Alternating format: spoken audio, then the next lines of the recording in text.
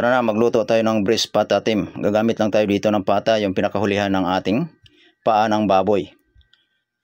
I-slice lang natin yan para bumaluktot. Sunugin lang natin ang ating pata para matanggal ang kanyang buhok. Hugasan lang natin ito, kiskisin lang po natin ang kanyang balat para matanggal ang kanyang itim-itim. Linisin lang natin ito ng maigi. Mag-prepare lang tayo ng cooking oil. Kailangan habang lalagyan natin ng dark soy sauce ang ating pata, haluin lang po natin ito, paliguan natin ng dark soy sauce para kumalat ang kanyang kulay. Pag mainit na po ang ating cooking oil, ilagay na po natin ang ating pata team. Kailangan i-fry natin ito ng maayos. Crispy ang kanyang balat para lumubo ito kapag pinapakuluan natin ito ng kanyang sauce. Baliktarin lang natin ito kapag na-fry na natin ang kabilang side nito. Kailangan pareho ang ka-fry nito ng ating pata team. Hanguin na po natin ito kapag na-fry na natin, kapag crispy na. Gamitan lang natin ito ng strainer. Ayan na pong itsura ng ating pata team. I-prepare lang po natin ang kanyang mga sangkap. Naglagay tayo dito ng bay leaves, star anise, rock sugar, pamintang buo, cinnamon stick. Ayan na pong itsura nila. Ayan na po ang ating mga sangkap. Naglagay tayo ng onion leeks and red onion, garlic, ginger. I-prepare na po natin yan. I-slice lang natin po ito. Linisin lang natin ang ating red onion. I-slice lang natin yan. Pitpitin lang natin ang whole garlic. Linisin lang natin ang ating ginger. At lagyan po natin ito ng onion leeks. I-slice lang po natin ito. Kompleto na po ang mga sangkap nito. Linisin lang po natin ang ating ginger at i-slice lang po natin ito.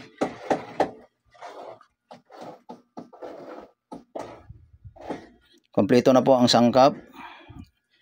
I-fry lang po natin ito sa mainit na cooking oil. Kailangan light brown ito. Kailangan mag-brown ang ating mga sangkap. Ayan na po. Brown na po ito. Ilagay na po natin ang rock sugar, bay leaves, and star anise, cinnamon stick. Haluin lang po natin yan para matunaw ang rock sugar. Lagyan po natin ito ng tubig. Pakuluin lang natin ito. At maglagay tayo ng lasa.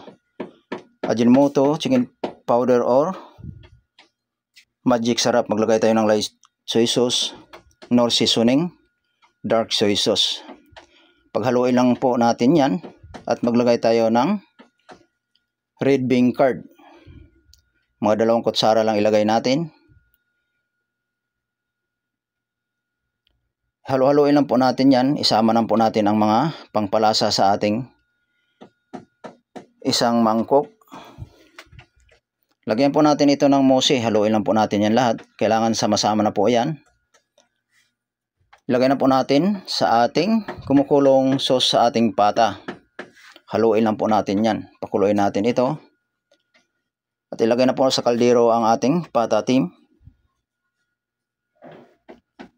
Pinakulo na natin ito. Pakuluin lang po natin ito ng 2 oras at kalahati. Pakuluin lang po natin ito hanggang tumuyo ang kanyang sauce. Hayaan lang natin dyan. Pakuluin lang natin ito ng maigi hanggat lumambot ang kanyang laman, ang ating pata. Ayan na pong itsura ng ating pata team. Malapit na po yan maluto. Pakuluin lang po natin ito ng husto hanggat tumuyo ang kanyang sauce. Baliktarin lang natin ito. Ayan na itsura ng ating pata team. Tingnan natin ito kapag malambot na po ito. Ayan na po, malambot na po ang ating pata team. Pwede na po natin ito hanguin. Mag-prepare lang tayo ng vegetable. Gagamit dito tayo ng Baguio Pitsay. Hatiin lang po natin ang pinakagitna nito. Hatiin natin uli at tanggalin lang po natin ang pinakadulo nito, yung matigas na bagay, at hatiin lang natin ito. 2 hiwa lang po ito sa gitna. 1 hiwa lang po sa gitna. Ayan na po. Maglagay lang tayo ng tubig. Pakuluin lang po natin ito at lagyan natin ng lasa. Pakuluan lang po natin ang ating Baguio Pitsay. Pakuluin lang natin ng half cook ang ating vegetable. Kapag okay na ito, hanguin lang po natin ito. Mag-prepare lang tayo ng strainer. Ayan na po, kulong-kulo na po ito. Kailangan half cook lang ating gulay ha. Huwag ma-overcook. Ayan, ilagay na po natin ito sa ating strainer. Salain lang natin ito ng maigi.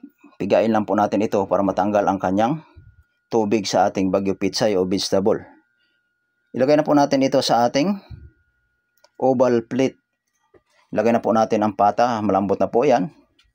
Ay na pong hitsura ng ating patatim and vegetable.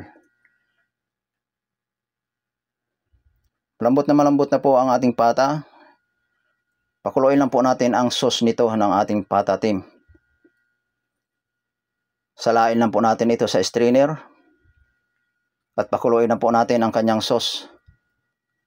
Maglagay lang tayong potato starch para lumapot ang kanyang sauce. Pag okay na ito, tama na po paglagay natin ng potato starch. Ayan, okay na po ang ating sauce. Lagyan lang natin ito ng sesame oil, pinakalas sa ating sauce. Itap lang po natin ang sauce ng ating patatim. Ayan na po itsura ng ating patatim. Itap lang po natin ang kanyang sauce. Ready to eat na po mga guys ang ating sauce. Ang ating patatim, ayan na po ang itsura mga guys. Maraming salamat po sa inyong suporta sa aking FB page at FB Reels. Maraming salamat po sa inyong lahat.